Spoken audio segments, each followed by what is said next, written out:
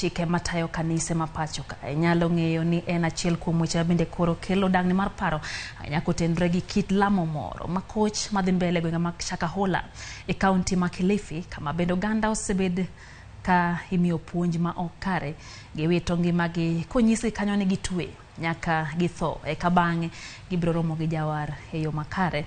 En wach bende osebedo kelo weche mopogore opogore ka be jatend piny Kenya William Ruto golo pacho dhiang' ma kawuono en bende okwedo mokalo wach ma kama nyakoro Mgajwang' wago mbaka kanyo gi Apostle Dr. Washington Ogonyo Ngede ma bende nitiere achiel kachiel e kaunti wa Kisumu e studio wa kendo wadwa mondo wang'e matut kotenre gi chike monjo bed ni tayo kanise mapacho ka. Oimore jadolo arwaki chenro mar Amen Piny.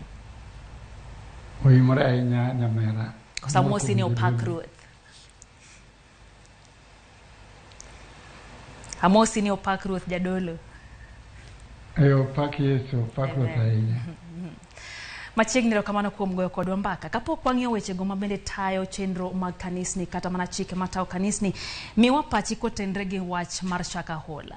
Ere gima nyalo wachne motenre gi nek mar oganda gisebedo ka imiyo gi puonj ma ok kare puonja bende nyiso gi mondo giwe chiemo kuom ndalo buora ka bende isingo ne gine gidhi romo gi jawar. Ere pachi e wi wachni ka bende wang'eyo ni in jadolo mideo jadolo mosetimo wach Nyasaye kuom kinde mathoth.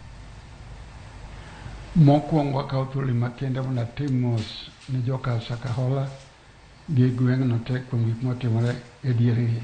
En gima rach mapok otimore e piny mangima kendo kuonde mosetimore buogo ji to wan koro buogo kabisa nikech pile pile kwang'iyo puonj mar Ruoth Yesu Kristo wuod Nyasaye kanobiro e piny kaeri to kwasomo Johana Injili ma Johana 10:10 wacho niya Yesu nobiro mondo omiwa ngima kendo bedo moloyo to Satan nobiro mondo okwal kosekwalo to nego. Koro ka jadolo chomuoch ni en chuny mar olo ji mondo negi ji ok negi ji manyalo timo mano ng'ama nigi puonj mar jachien ok mar Nyasaye kata matin nikech kwasomo ma e laini mar lamo gi okech mondike Isaya 58:5 muma wacho niya lamo gi okech maketo chalo kama en mar gonyo majogo kendo mar konyo joma nigi dich madich ohingo mondo gibed thuolo. Lemo ok neg ng'ato be ok lose ni mondo nego ng'ato. Mano puonj marach kabisa chalo puonj jochiende nikech kata moko ok owuoye gino an masomo Bible malich moloyo matieke university pok naneno kamoro mane lamuru nyaka otho lamo ne na tweyo mandala ariyo adek to mana matulo gi Nyasaye to ok mondo oneg ng'ato. To Yesu nolamo ndalo 40 Musa nolamo ndalo 40 to machane luogo makende ma Nyasaye nomiyogi. To ka Nyasaye omiyi luongno to idhi mana kendi ok iketi oganda mang'eny kata kitho to tho makendi to ok miketi oganda ni kata iketi ji tho katiko tho mano puonj marach miluongo ni puonj jachien puonj Satan ma ok mar Nyasaye kata matin.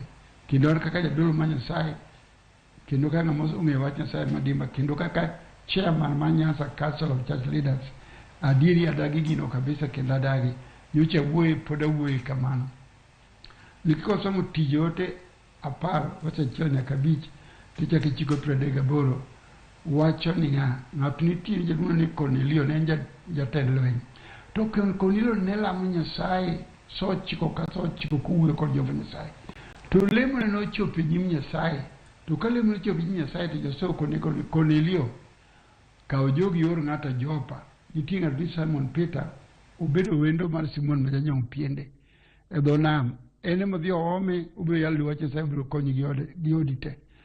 To Petro wuod Jona kobiro to wacho mania ung'eyo kaka Nyasaye nowalo Yesu ja-Nazareth gi teko kendo gi roho mane wuotho kata maber ka chango ji te mane Satan sando nikech Nyasaye ni kode ok mondo neg ji lemo ok neg ng'ato. Kono Mgajwang' winjo